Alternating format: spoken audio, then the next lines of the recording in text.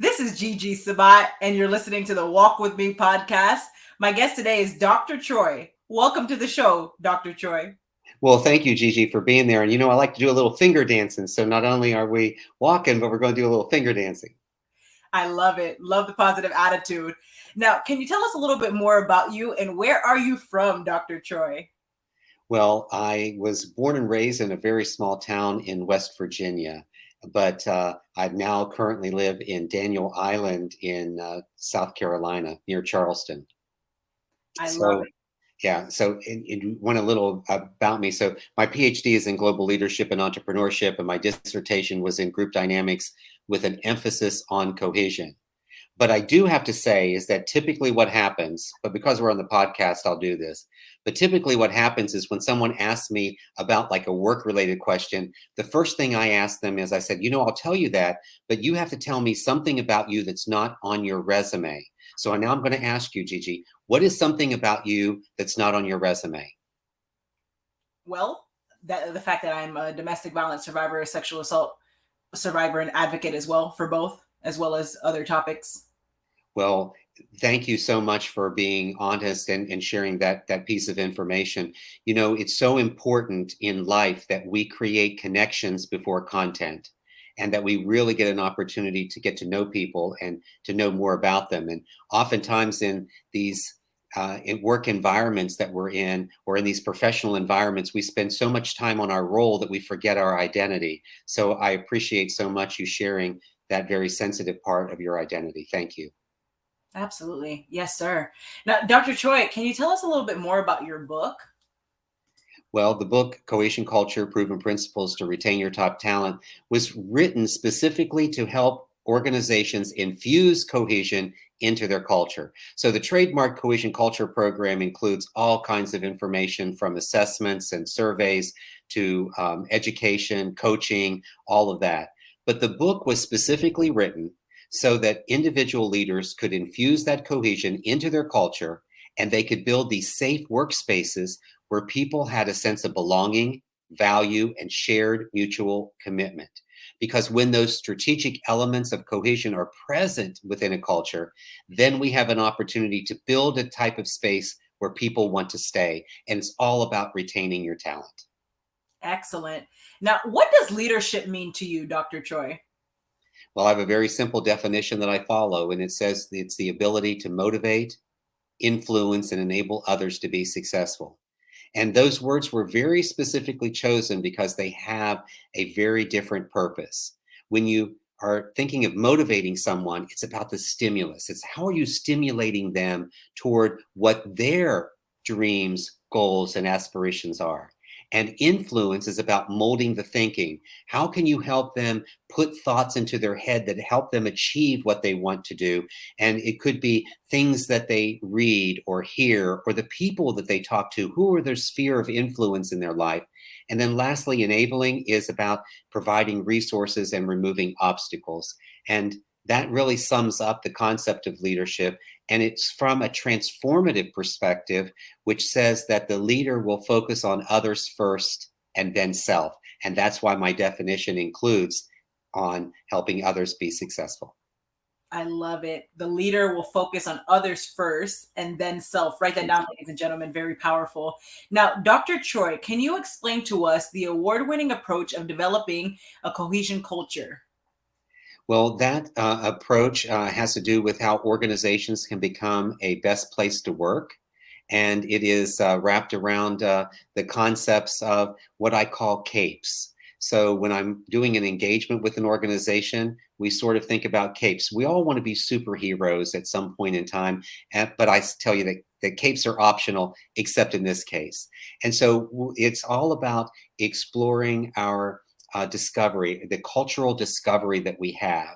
And then it's assessing that culture and assessing what's happening. It's putting a plan together, and then it's creating the education that goes with it. And then what are the sustainability activities that you will do to make sure that once you have gotten it to a level that you want, how will you continue to allow it to evolve and to grow and to mature into that type of an environment where people want to stay? Absolutely amazing. Now, Dr. Choi, tell us a little bit more about the challenges that you faced in your life. Well, I think my biggest challenge was reverting back to early childhood. Is kind of where this began. At 12 years old, my mom was diagnosed with breast cancer. I lived in a small rural town in West Virginia, poor economic conditions, limited education. We were 30 to 45 minutes from the nearest large employer or medical facility. And 50 years ago, when people were diagnosed with cancer, the idea that we typically had was that they would die, that there would be no survivor because the survival rate was very limited then. Medicine and technology has changed so much. And my mom created a tremendous amount of leadership influence on me during that summer that she had her operation and recovered. It was my job to help take care of her. And I learned so much about leadership, but that was a struggle thinking that you're going to lose your mom, a struggle that you think that you're going to be by yourself and that you're going to be alone. And what will you do? But mom poured into me that summer and I poured into her. It was my job to take care of her and to get my dad off to work. So because he was the protector and provider. The good news is mom lived 43 years beyond that awful summer. But she did succumb eventually to Parkinson's and Alzheimer's. Such a powerful testimony. Thank you for sharing that with us, Dr. Choi. You're Now, you welcome. have a powerful quote. It says, "You don't have to know everything. You just need to be teachable." Explain that to us a little bit. Well, on page 20 of the book, I mentioned 7 attributes of an effective leader. And the first attribute is teachability. You see, if the mind isn't ready to absorb new information, if the mind isn't ready to accept ideas and viewpoints from people who don't look, think, or act like you, then you're sort of stagnant. It's like, what else? These other attributes are all important, but you've got to get the mind right first. Then you can move forward in leadership and be the most effective leader.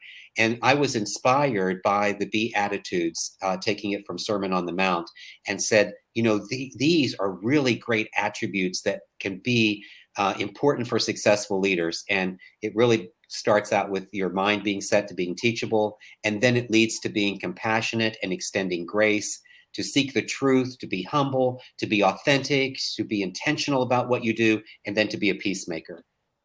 I love it. Now, Dr. Choi, what is your best advice to the audience for walking with purpose and living a life of happiness? Well, first of all, don't take yourself too seriously.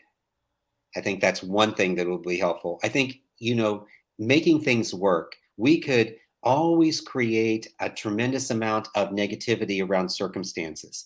And one of the very important lessons that my mom taught me early on was this. She says, Troy, she says, your character will be defined by the choices you make, not the circumstances you find yourself in.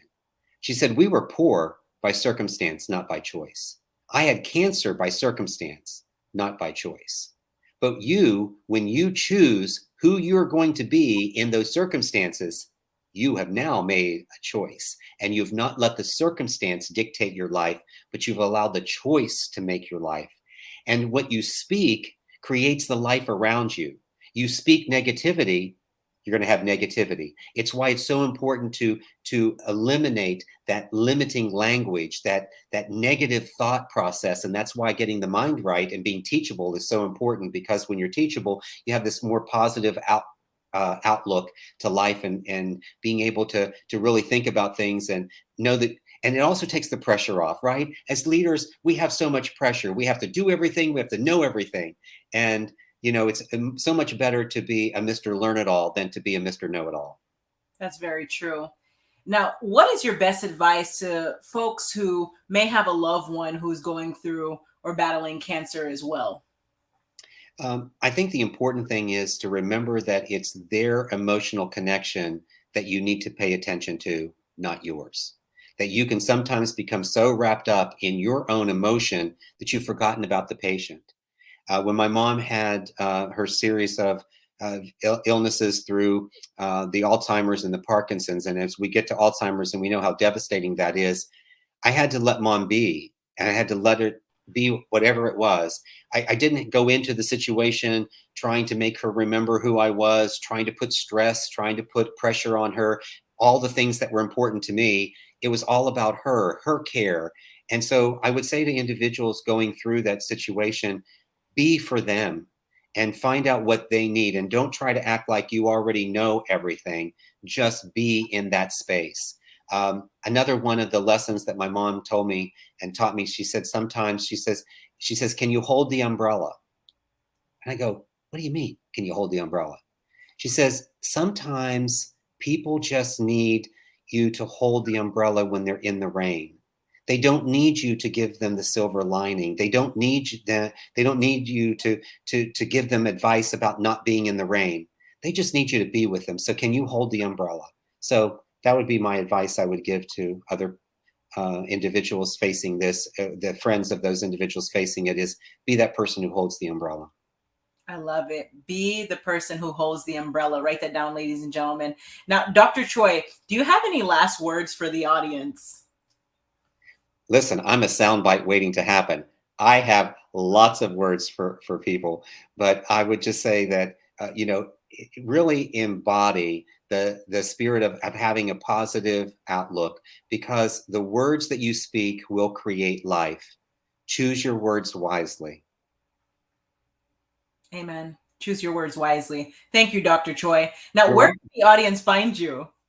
Well, they can find me at drtroyhall.com, and that's just 13 little letters. And if you search for me on LinkedIn, where you get a lot of information, including my newsletter, which goes out, I do not sell on LinkedIn. I provide leadership advice, and you can connect with me at drtroyhall, Dr. Troy Hall.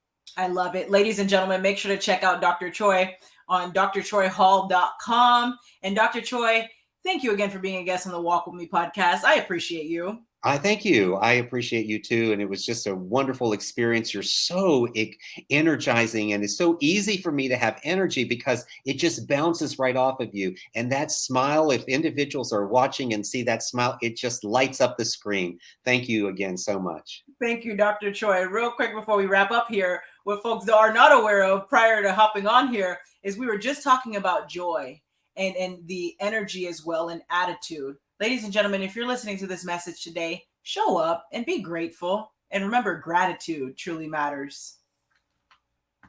Thank you. God bless you and be safe.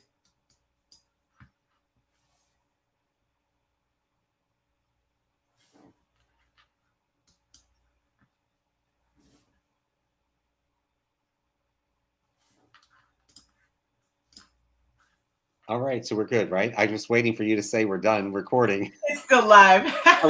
We're still we're live. Okay, that's great. I wasn't sure how that was working. It appears